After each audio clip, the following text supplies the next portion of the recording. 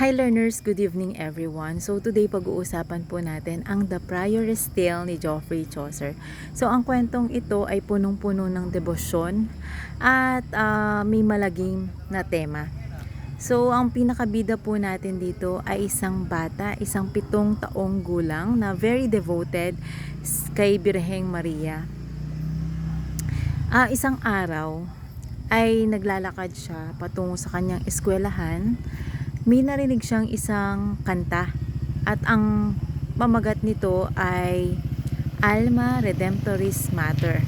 Isa itong awitin na Latin. Hindi niya naiintindihan ang ibig sabihin nito, pero mabilis niyang nakuha yung lyrics and lagi niyang kinakanta. So sa Tagalog nga, ang pamagat nito ay ang dakilang ina ng manunubos. So araw-araw kinakanta niya to. Yung mga dinadaanan niya pa naman ay mga Hudyo. Dun sa kung saan siya pupunta sa school at pag-uwi niya ng bahay ay mga Hudyo yung mga nakatira doon. So para sa mga Hudyo, pag naririnig nila yung kanta ng bata, parang ano sa kanila yung binabastos ba tayo ng bata na ito? Bakit kinakanta niya yung kanta about kay Birhen Maria? Kasi nung medieval age ni Geoffrey Chaucer, meron sinasabi na magkaaway daw ang Hudyo at ang Kristyanismo or mga Kristiyano. So dahil doon may bad spirit na nag-udyok sa mga Hudyo na ipapatay ang bata. So pinapatay nila ang bata habang naglalakad ito, ginilitan nila yung leeg nito at itinapon sa isang malalim na creek o yung mabahong, kung makikita nyo yung hukay na may mabaho kung saan mga yung daanan ng tubig, ganyan. So tinapon nila yung bata doon habang kumakanta ng Ave Maria or Alma Redemptoris Mater. Ngayon, itong nanay niya ay isang byuda. Hinanap niya ang kanyang anak. Sabi niya, asan kaya yung anak ko? Nawawala yung anak ko. So, isang monghe ang nakakita dun sa bata. Nakita nila yung bata dahil ito ay kumakanta. Kahit na pugot na yung ulo nito, hindi pa rin tumigil yung bata sa pagkanta. Nung pinuntahan ng monghe yung bata, at yun na nga, sinabi sa nanay niya yung nangyari dun sa bata at nalaman din nila kung sino yung mga pumatay dito sa bata na ito. Pinapatay din nila yung mga pumatay sa kanya. And ang nangyari, nagtataka yung mga tao, especially yung monghe.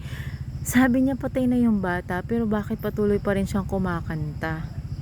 Bakit kaya? Anong nangyayari? Parang may milagrong nangyayari dun sa bata.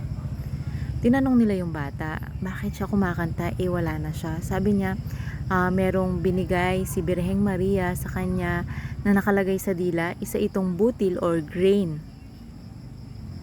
So nakita nga nila yung butil sa loob ng kanyang dila. At tinanggal nga ng monghe yung grain na yon para mailibing na ng matiwasay ang bata. At nung tinanggal nga yung grain or butil ay tumigil na sa pag-awit ang bata. At inilibing siya ng maayos. At yun na nga ang kwento ng The Prioress Tale. So dito umiikot yung kwento sa pagiging racist or prejudice. Ang tawag doon ay anti-Semitism. Kung matatandaan ninyo noon, meron din nangyaring ganito. Yung sa Germany, yung sa Holocaust, marami silang pinatay na mga Hudyo. At ang nagpapatay ay si Hitler. Kumbaga, nakatuon lang yung kanilang focus sa kanilang lahi, sa kanilang kultura at sa kanilang relihiyon. Ayaw nilang mahaluan ng ibang lahi yung kanilang lahi. So dito pumapasok yung um, sila lang ang bida, sila lang ang mahalaga. Kung merong ibang lahi dyan ay mababa ang tingin nila dito. So, ngayon hindi na gaanong big deal yung iba't ibang mga relihiyon kasi we have to respect other religion. Kung Kristiyano man yan, kung Muslim man yan, nagiging open-minded na tayo. Pero nung mga panahon ng medieval age, ang mahalaga sa kanila ay ang kanilang relihiyon. So, dito pinapakita din na yung bata, yung pagiging devoted niya sa kanyang Panginoon ay kahit anong mangyari sa kanya,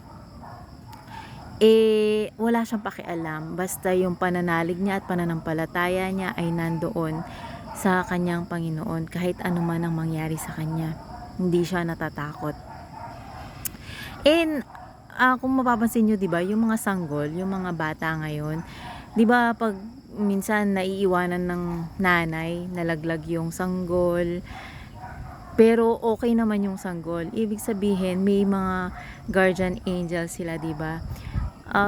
Kasi yung mga sanggol wala pa naman silang alam, 'di ba? So pinangangalagaan sila ng mga angel at ng Panginoon natin. So sila yung mas minsan may mga kalaro sila na hindi mo naman nakikita. Tawa sila ng tawa, smile silang ng smile. So siguro kung merong ibang religion yung mga kaibigan natin, wag natin silang i-discriminate. Kumbaga, respetuhin natin kung ano man ang religion na meron sila. At ano pa ba? Lahat naman tayo ay may kanya-kanyang paniniwala sa buhay. At ano pa ba? Yun lang. And sana may natutunan kayo dito sa Prioress Tale ni Geoffrey Chaucer. And yung pagiging deboto natin sa ating mga Panginoon, kung sino man, kung ano ka man, kung Kristiyano ka man, Katoliko ka man, or Muslim, respeto natin sila.